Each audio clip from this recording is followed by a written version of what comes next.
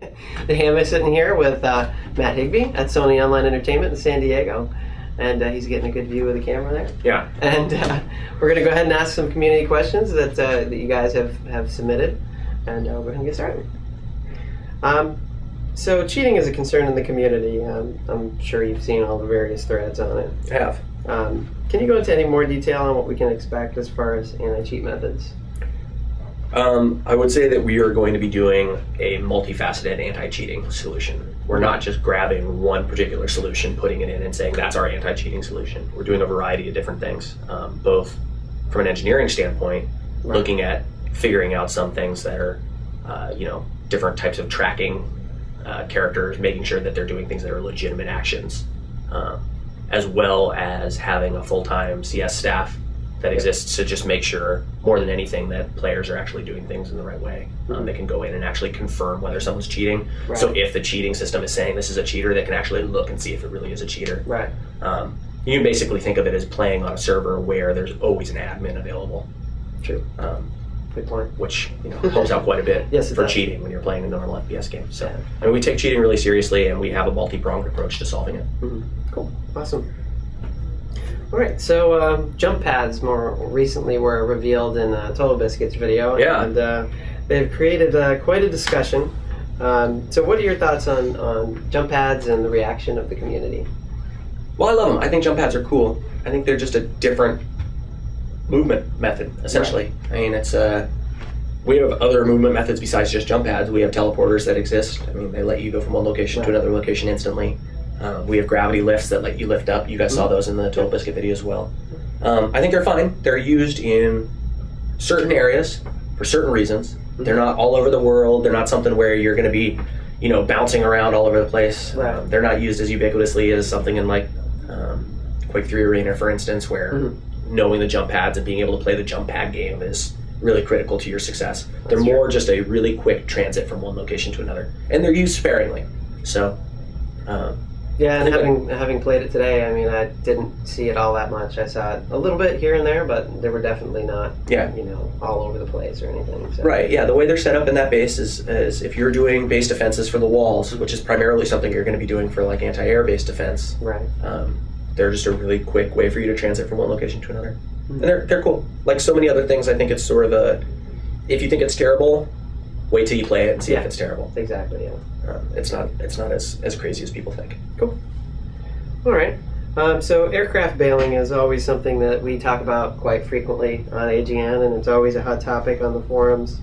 So we saw a little bit of bailing here and there in recent videos, and it looked like they were using, I would assume, the jump pack to kind of slow their descent.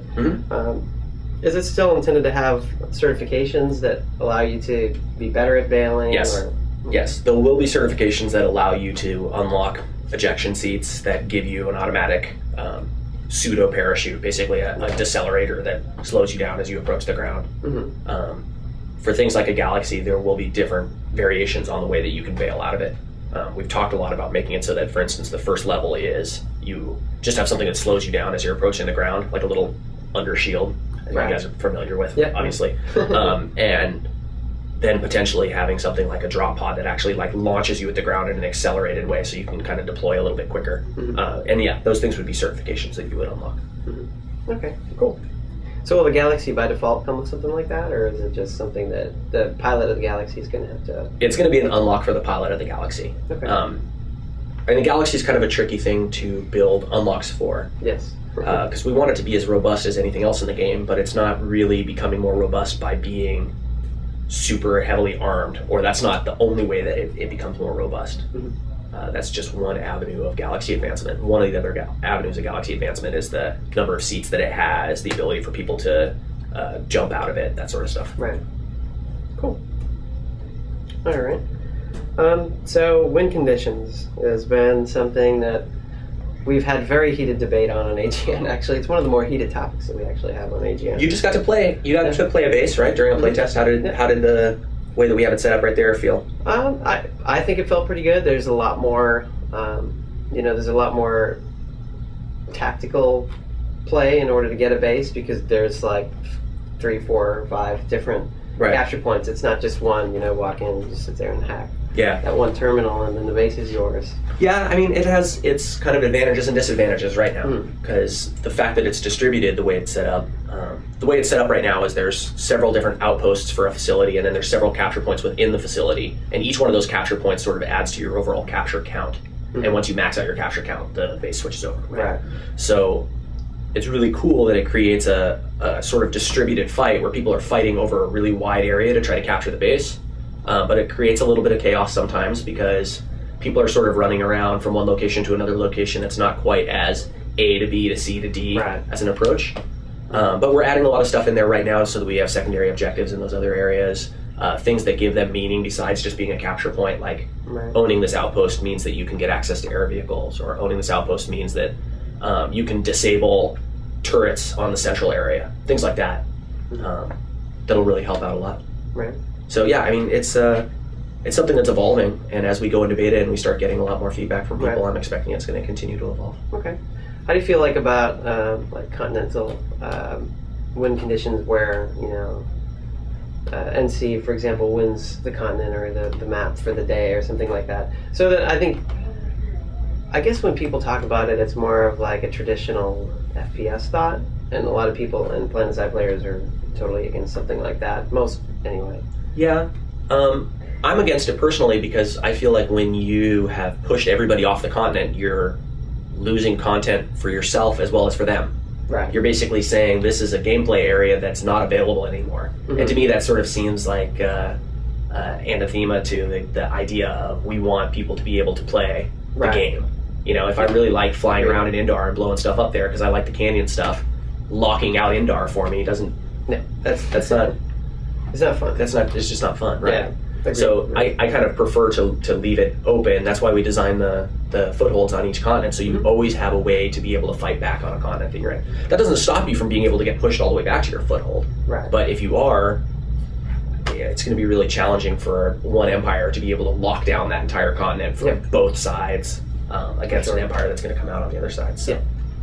Especially because those people would be able to be fighting on the other continents too. Right. And a lot of what we're doing with overall resource rewards and stuff, I know I'm going way off topic. I have a tendency to that's fine. sort of rabbit hole myself around. But a lot of what we're doing with the way that resource rewards work is we're doing it heavily based on combat. So yeah, I own this region and I gain resources passively from owning that region or from my empire owning that region, but I also can gain resources really actively by fighting over something. So we want to encourage people to be constantly in conflict with one another rather than locking people out of this particular location. Right. I think lockouts worked awesome in PlanetSide 1 because of the way the progression worked through the maps. Right. But in PlanetSide 2, we want all the maps to be available to be played in all the time. And that's a lot of how we design the territory control, resources, the mission system, all those sort of things are designed around encouraging that. Yeah, I noticed too that there's just little like outposts all over the place. Yeah. And that's really neat to see that because, you know, it's not totally base-centric around, you know, large bases. You can go and you can do things elsewhere and you're not totally tied to it. Exactly. Cool. All right. Have you made any decisions on how long the day-night cycle will be? No, nothing final yet. Okay.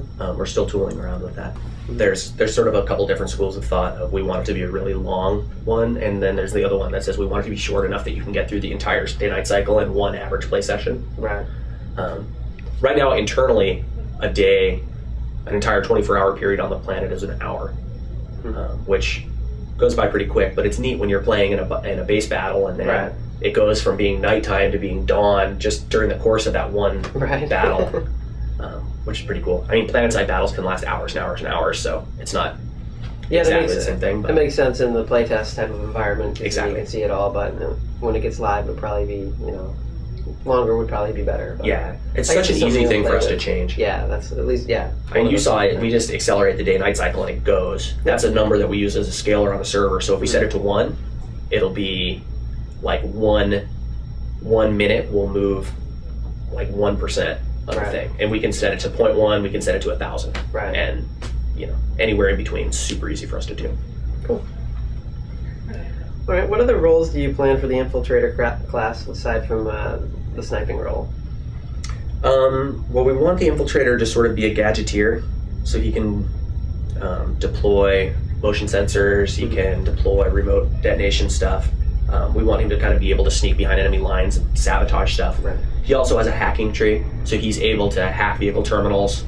That's the only place really that hacking's in the game, is on Infiltrator for vehicle and equipment terminals. That's an entire line. The other thing that we're talking about doing with him is adding a lot of our spotting mechanics that right now everybody has to the Infiltrator. So the Infiltrator might have the ability to spot characters for longer amounts of time, be able to broadcast his spots to his entire team or to a radius of team members around him, whereas other people would spot, but when they spot, it would be more like just for their squad, or just for people within a very tight radius around them. Like if I say, hey guys, over there's a dude, you would hear it, but maybe the guys that are a little bit further away wouldn't hear it. But if I'm an Infiltrator, I spot and I can broadcast that out to a big area. So yeah, that kind of recon stuff is really what we want to do with the Infiltrator. Cool. That sounds pretty neat. Yeah. So another thing that comes up quite frequently is artillery. PlanetSide had the flail, which wasn't really that great of a thing, but Look cool. That looks cool. Have you guys thought about an artillery type of thing, or is it still not as a vehicle? No, not as a vehicle.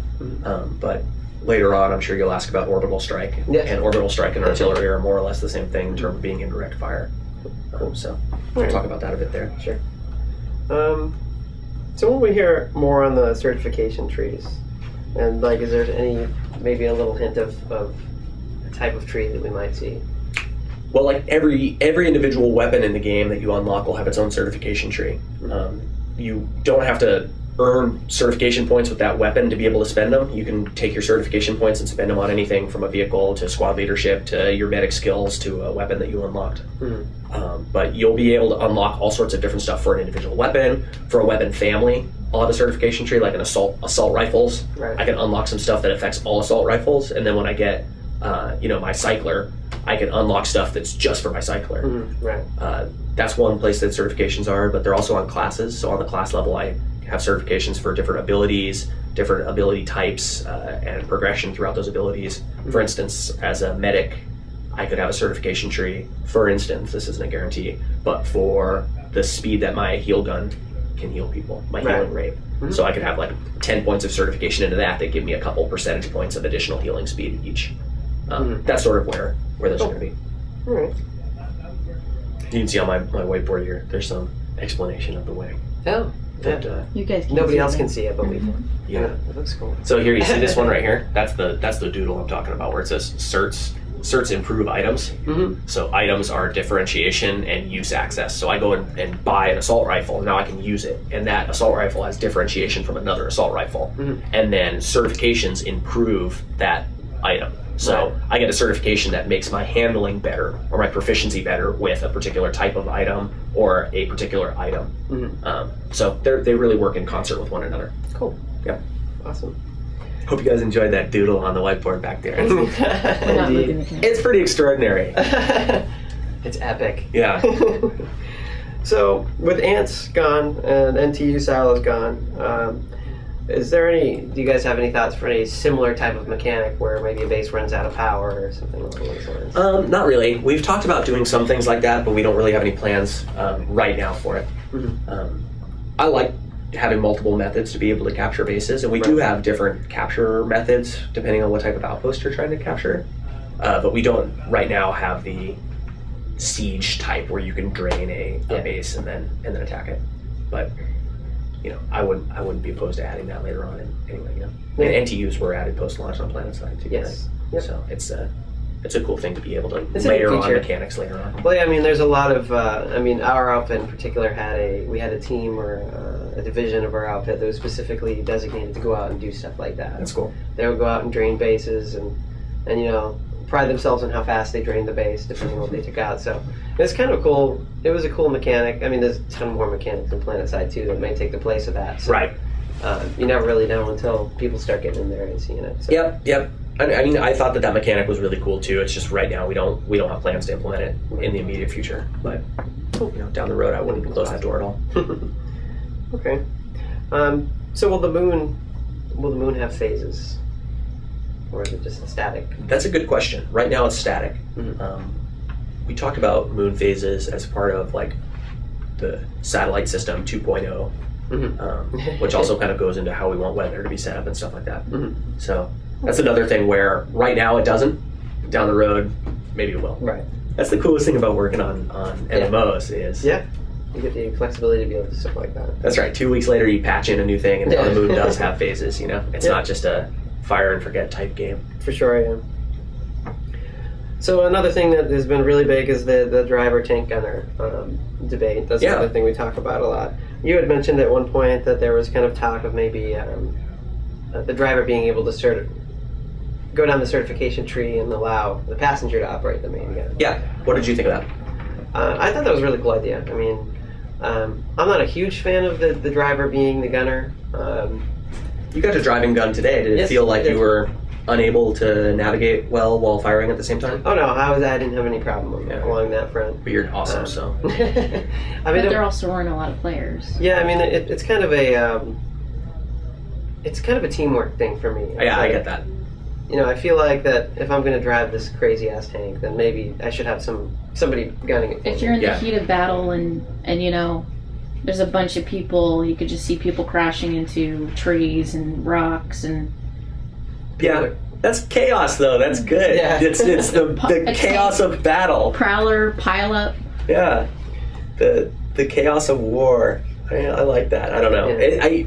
I totally I totally understand the arguments for having an individual driver, and the biggest problem we have with doing that implementation is the way that the mag rider is set up. The way the mag rider is set up makes it way more difficult for us to do driver gunner. However, what we've talked about doing is maybe making it so the mag rider just doesn't have that option, and that's just an empire difference. Don't get all pissed off at me, Vondu people. We're not really making decisions about this stuff. It's just those are things that are under discussion. All of this is still things that are open discussion points on the team. Mm-hmm. Should we do it this way? Should we not do it that way? Okay. And again, I think that a big piece of helping us make that decision is going to be in beta, getting people in to really see what it feels like to have it set up the way it is. Because our secondary gunners right now are really, really strong. Right. Being able to have an anti-aircraft cannon on top of your Vanguard makes you want to have two people in your Vanguard all the time. I noticed that. I was flying... what was I flying? I was flying... I don't even remember what I was flying, but I got totally destroyed by the AA gun on a Vanguard. Right. So it's definitely cool. Yeah. Something that you didn't have in PlanetSide one. That's pretty neat. You can customize it in that way, and it's a pretty good gun. They're really, really good. We want them to add. There's other besides just the anti-air gun. I mean, you'll be able to get like the equivalent of a tow missile on the top of the thing too. So now you're twice as deadly when you go up against a vehicle. Right. If you have that plus your normal cannon on it, you're just going to cream another vehicle. Yeah, and I think that makes a big difference. The customization. I think folks may be thinking of it in terms of just a basic. Here's a tank. Right. And it's a driver, and the driver has the gun, and then somebody else just has like a 20 millimeter cannon on top of it or something weak like that. Yeah. Or there's nobody else in it, like most games, Right. So I think the customization will, probably change people's thoughts on that. Yep. Okay. So one of the biggest things in PlanetSide 1 that was kind of a problem is when you were losing, people tended to start bailing. Yeah. Just leaving the continent or whatever. Yeah. Do you have any thoughts on or ideas around trying to stop that from happening? A lot of that stuff hopefully is going to get reinforced by the mission system, but a really, really big piece of the game is that while you're actively fighting, whether you're attacking or defending, even if you lose the base battle, you're going to be gaining resources.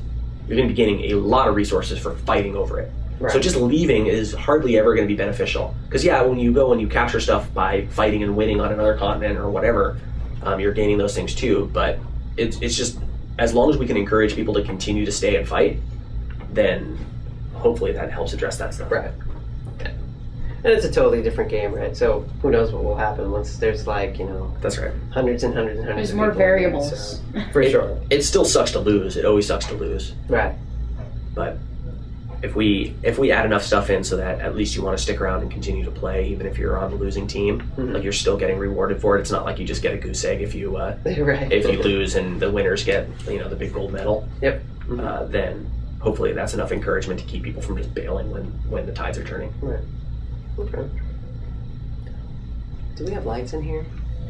What were you asking? Lights? Yes. Yes. Lights would be nice. Awesome. That's service. All right. So We know that Don Ferrone is going to be doing the music again for PlanetSide 2. Do you want to hear some of the music? Yes. All right, I'll play it later. I don't want everybody else to hear. Just Awesome. you guys. We'll let you know what we think, guys. Yeah. Yeah, it was awesome to hear that he was back. It's funny how people are really into the music of PlanetSide. Yeah. Like, and he's a cool guy. He enjoys the fact that people really enjoyed the music in PlanetSide. So it's awesome that you guys were able to get it back. He's So. definitely a cool dude, Mhm. and he has an extremely, extremely unique flair to the way he makes music. He does. He has a really cool style. Okay.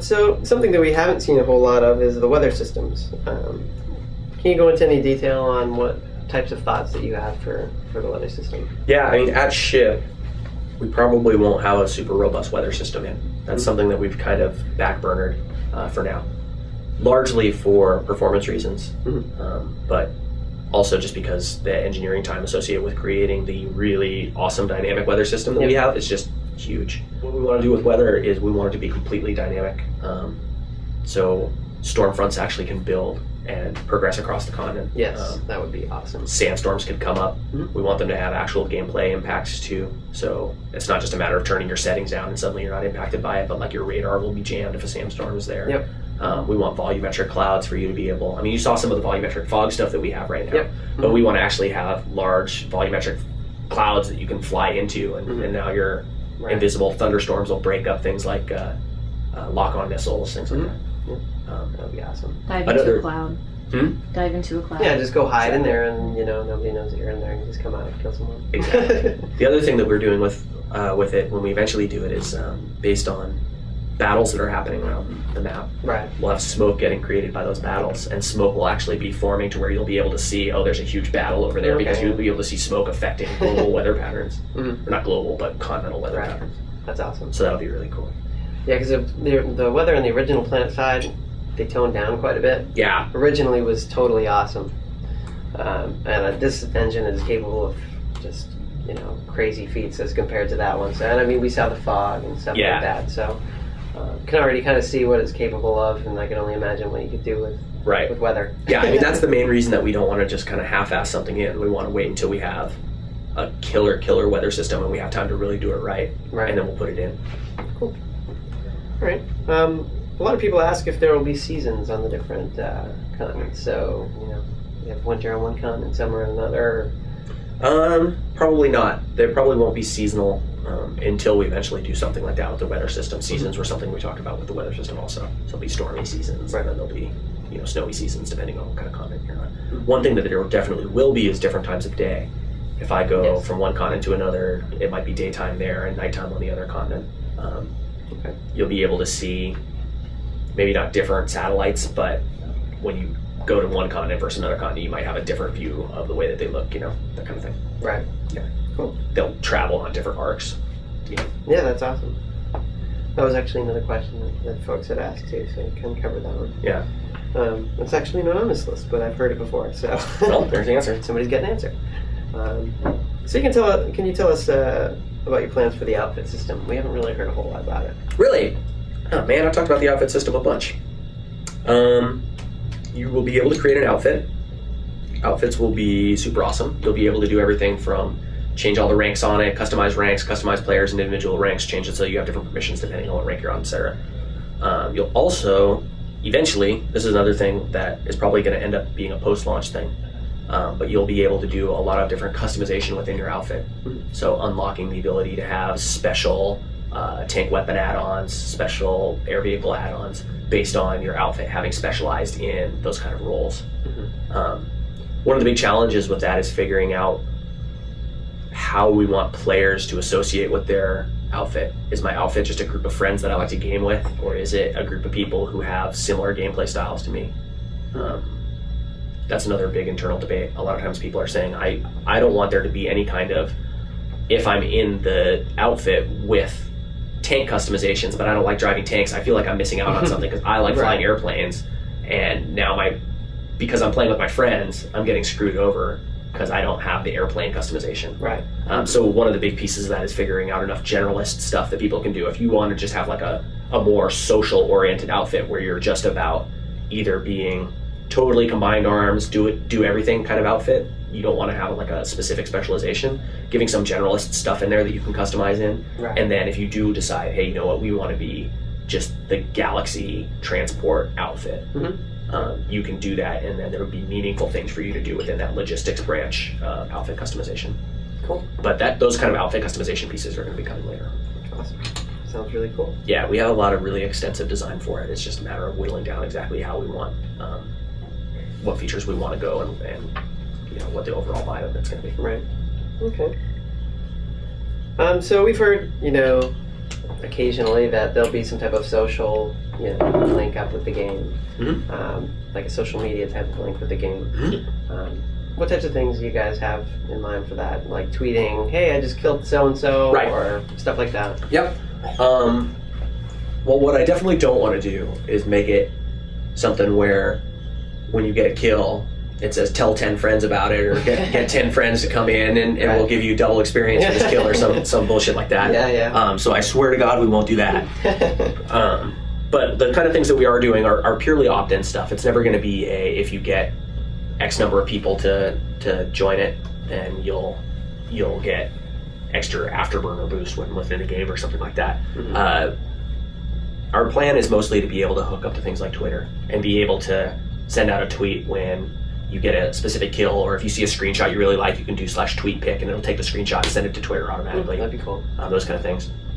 I really want to hook into services like YouTube, Free Realms and Clone Wars Adventures, which both use a lot of the back-end systems that Forge Light uses, have that kind of YouTube upload. So we plan on having a YouTube recorder and a YouTube uploader straight within the client. I'd really like to try to figure out ways that we can hook into streaming services, so you can just type in your Ustream or Twitch TV login and password, and then just click go, and then just click stream on a button somewhere, and it streams your That'd be cool. your gameplay. So that's something that we're trying to work out the logistics on how feasible it is to do that sort of thing. But that's the main stuff. It's Right. not going to be a lot of Facebook game type stuff where everybody hides it anyway. Exactly. You don't want it to be too overbearing where like somebody, every time they kill somebody, it's like ding, ding, ding. Right. It would be a little out of control. Oh, it's just irritating. Super irritating. I don't want to pop up anything in front of you while you're in the middle of playing, Right now we already sort of have spam on the screen when you're getting kills, which is a little bit annoying. It's good for reinforcement, but it's still, irritating. If we went too much further where there was a button there that you actually had to click dismiss on when you got a kill. Right. That would suck. I'd probably get my throat slit by somebody if I tried to pull something like that. It would be nice, say at the end of your gaming session for the night, you could say, hey, tweet, my stats for the night. Totally. And that's very much along the lines of the things that we've been talking about, is basically when you quit out, having the web page have a dashboard of here's your major accomplishments that you did, here's all the screenshots that you took from within the game, here's videos that you were in, or whatever, and you can actually say share, or not share, or whatever. Cool, yeah. But have that stuff be outside of the game, not something that you're doing actively while you're in the game. A little Twitter bird pops up on your screen. Right. Yeah, exactly. The one thing I would say that might be an exception to having a gameplay impact from social media is, I know that some companies get a lot of grief for having Twitter integration for real friend ID kind of stuff. Right. Some companies, right? I think that from a finding my friends in game standpoint, it's actually kind of convenient. So I can imagine seeing something like on the character create screen, I could have something that says find my friends. I log in with Facebook, and then it shows me the servers that people are already playing on. They're my friends, so I can say, oh cool, a bunch of my friends are already on this server, I want to play there. That'd be cool. Rather than starting a character somewhere and then my buddy tells me, like, oh, I was on this other server, and then oh man, I gotta switch over to that other server. Right. Or just being able to populate your friends list all of our games support cross-server chat too. So just being able to populate your friends list with people from Facebook or from Twitter or whatever, and being able to just have them automatically added so you can talk to them when they're online. Yeah, that's pretty cool. Agreed. Yeah. This is getting low. Is this it, really? Yeah, almost done. Wow. Yeah. So can you tell us about the data that you'll offer or provide to the community in terms of APIs and things like that? Yeah. So the plan is to offer XML and JSON feeds. And we will have basically every single piece of gameplay data that's coming from the game available to players to be able to do whatever they want with. The exception to that is if you decide that you don't want your stats to be sent out or made public, we're going to give you ownership over that stuff. Oh, okay. Most likely, or certain parts of it. Similar, I guess, to how Eve does it. They have an API, and you can kind of hide your Very similar, right? Yeah. certain pieces and full Exactly. access or limited access. Right, and API keys and all those sort of Yep. things too. Right. Yep, we've talked about a lot of those different systems. Mhm. But the end goal is to allow you to, if you want to, you could build an app that shows the current capture progress of a map and shows you what battles are currently in progress on that thing. You could show all your outfit members across that map. Right. There's significant logistical challenges to doing it because essentially what we talk about, if we say you have access to see every single person in the continent at any given time, then you have a map hack, right? Right. I know That's exactly true. where people are going to be. So there's going to be some limitations in there for being able to see like troop movement from A delay of some kind, maybe, or something exactly, like that. exactly. Yeah, that makes sense. But the real goal is to let you have access to any of your data. I want you to be able to see every single shot that you fired with a gun and be able to build that into a signature. Yep. Or That'll if you have a guild leaderboard and you guys just really care about headshots, and our leaderboards by default don't give you a leaderboard for the number of headshots, we want you to be able to build that and just really easily slurp that data and parse it and build your own little websites or apps or whatever else. So it should be super robust. And people will start having access to what we have in there at beta. Cool. I know that the Griffin on my staff is just totally like drooling with the anticipation of being able to do stuff like that. He loves APIs, and I know that we'll be able to do some cool stuff on PlanetSide Universe. Yeah, So. well, I'm super excited about it too. As a former scripting geek myself, back before I got a cushy, not having to do any work kind of job, I really enjoyed actually being able to build those sort of websites out and do BI type stuff based on data. I see a lot of apps being made. Right, yeah, Lots of exactly. apps, And we want there to actually be a really cool ecosystem of all these different apps that are really just doing stuff that your outfit wants to do. If your outfit leader is like a crazy hardcore drill sergeant and he just wants to know how many hours everybody's playing, then he can set up something where you can track that stuff, assuming that you want to give him access to that data for yourself. Of course, he'll kick you out of the outfit if you don't. But Cool. All right. Are there still plans for orbital strikes? yep. And how will they be? How will they work? Like it was command rank 1, 2, 3, 4, 5 before. You get a slightly big one at 4, and then a huge one at 5. So Yeah. orbital strikes, the way that the current plan is, they're smaller in scale than they were in the original game. They're more akin to Bad Company 2's artillery strike mechanic. Okay. So you can create you can get huge ones if you want to, but they would just cost more resources for you to be able to do it. And you would buy those with resources in game. So similar to the way that you unlock grenades in our game, you can go and buy 100 flashbang grenades if you want to, and then you say in your loadout, I want flashbang grenades with this particular loadout, and it would just pull from your inventory flashbang grenades. Do the same thing with orbital strike. It's just a different tool that you would bring with you. So you would be using that as a trade-off for being able to bring C4 or being able to bring landmines or whatever. And then you would just target it and be able to fire off small patterns, all sorts of different patterns for how long you want them to fall down for, how big they're going to be, that kind of stuff. Cool. And there'll be different flavor based on Empire also.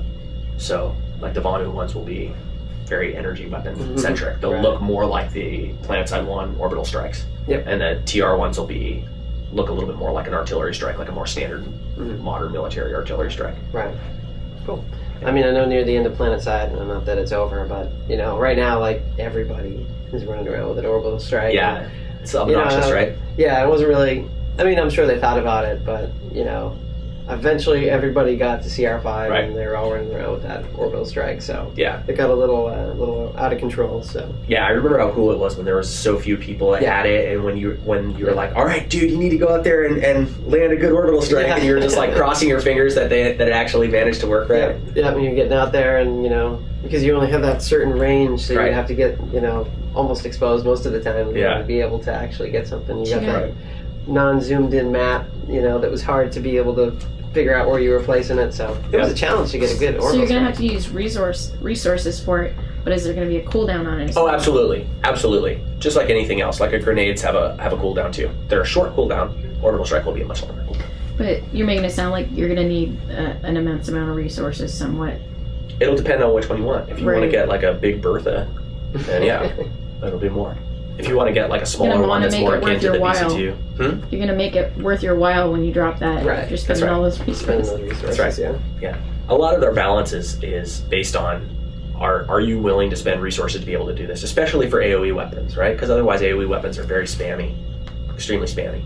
So being able to have them have some sort of cost associated with doing them so people don't spam them as often is great, especially since we have team damage, right? Otherwise, people are just going to be chucking them all the time. Yeah. Something like a grief system doesn't work as well in a free-to-play game as it does in PlanetSide Live. So we have to come up with more clever solutions to sort of discourage people from doing AoE spam. Right, agreed. Yeah. All right, so we got one more here. All right, make it good. Make it good. I don't know how good it is, but it better be good. It's all right. Can you tell us any new information about the mission system and how it will play into the command system that you guys design? New information. I don't know what old information is out there about the mission system. I mean, I've talked a lot about how the mission system is designed to basically bridge the gap between advanced players and new players. That's still definitely the goal for the mission system. Some more advanced stuff that we've been talking about potentially adding to it is the ability for you to like opt into receiving certain types of mission requests. So if you say that you really want air superiority fighter missions, then you could opt in to receive those via SMS or through maybe even an iPhone app or something like that, you know. Cool. And then if you'll get it and it'll say, hey, air superiority mission, high priority on Indar. Do you want this mission? You'd click yes, and then you would go furiously log into your computer, and if you do it within a certain amount of time, then we just drop pod you right down into the location for the mission that you selected, and you would get an experience bonus for having gone into it. So I mean, we're building a lot of different ways for you to be able to create missions that go outside of the game, or we're talking about building a lot of ways to give you those missions. But right now they're very fundamental. They're simple. They say there's an attack this base mission that exists right now. Do you want to take it? Click, and then you just go. The eventual vision for the way that I kind of expect people to be logging into the game. So the first thing you'll see when you get in isn't your character rezzed into the world. It's a mission screen showing you the available missions, sorted either by number of players that are needed or filtered based on the type of missions that you're interested in playing. And then you just click go, and they'll auto squad you up with people, and you go. Right.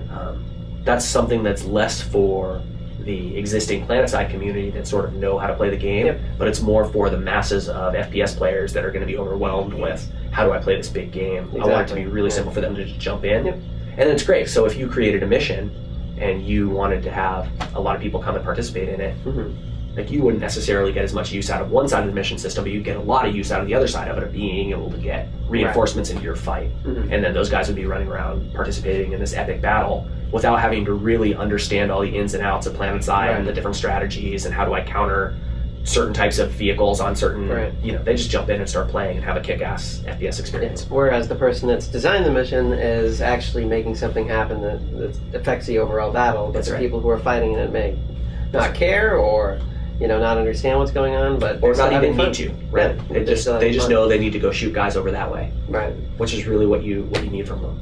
But then, kind of on a lower scale, we want to have this is still mission system, but it's a much finer granularity piece of it. Is the ability for squad leaders to just really quickly target a capture point, click a button, and then you're now on a defend mission for that thing. Your whole squad is told, hey, let's go defend this point. And then every kill you get within the radius of that point, you're getting extra experience for because you're fulfilling the mission, right? That's sort of a piece of how we get squad cohesiveness to be a little bit better. Those kind of pieces are going into the game right now, actually. We're talking a lot about those sort of massive player coordination issues and how we solve massive player coordination, which is really the heart of what PlanetSide is. It has a really cool shooter mechanic and vehicle mechanic and base layouts and all these other sort of things that are really just mechanics that support the PlanetSide experience, which is me and hundreds of my friends fighting against you and hundreds of your friends. That's the genius and the beauty of PlanetSide. Right. And so that's what the mission system is supposed to sort of help facilitate. So rather than just sitting in command chat and screaming at people, get on Osher, get on Osher, you're actually... Nobody's here. There's systems that are sort of doing that for you and reinforcing it for you and making it easier for you to just jump in and play and have fun. Right, and like you said, the players that don't have any idea what's going on can just come in and say, oh, that looks like fun, and take it, and they're taking part in something that they may not necessarily realize is a bigger picture. Exactly right. I definitely think that's going to be an awesome feature that's going to help out the organization in the game. And people who may not play organized. All right. Well, thanks, Matt, for answering all the community questions. You're very welcome. it was awesome coming out here and visiting with you guys and seeing all that you do out here. And thanks for taking the time. Of course. Late in the evening to answer all the community questions. So. Of course. Thank you for bringing everybody with you. Yes, of course. That's what I'm here for. Thanks, guys. Like there's some magical website that'll solve all my problems.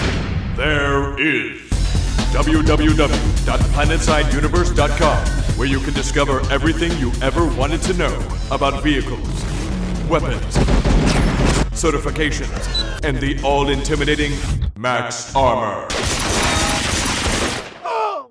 It's a site packed so full of information, it will melt your eyes.